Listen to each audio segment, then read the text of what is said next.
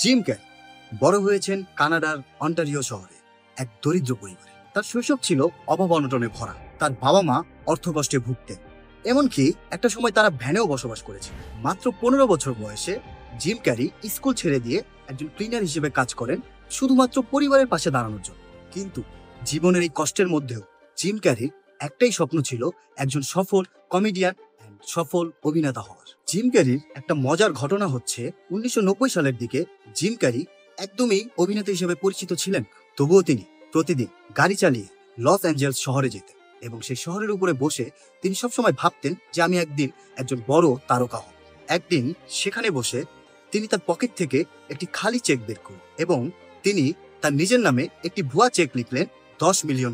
এই চেকটি তিনি তার ওয়ালেটে রেখে দিলেন, কারণ এই চেকটি ছিল তার বিশ্বাসের প্রতীক। এরপর তিনি দিন রাত পরিশ্রম করতে লাগলেন, বিভিন্ন জায়গায় অডিশন দিতেন, অনেক জায়গা থেকে তিনি রিজেক্টও হয়েছে। ধীরে ধীরে তার কাছে সুযোগ আসতে শুরু করল। Ace Ventura, The Mask, Dumb and dumper.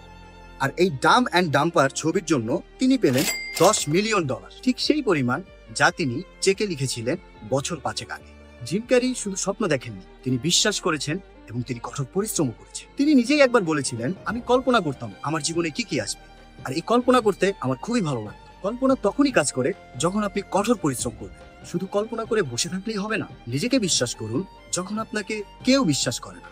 সাহস করে স্বপ্ন দেখুন, এমন স্বপ্ন যা অন্যদের কাছে হাস্যকর মনে হতে পারে। জিম ক্যারি এই গল্প প্রমাণ করে বিশ্বাস ও কঠোর পরিশ্রম অসম্ভবকেও সম্ভব করে।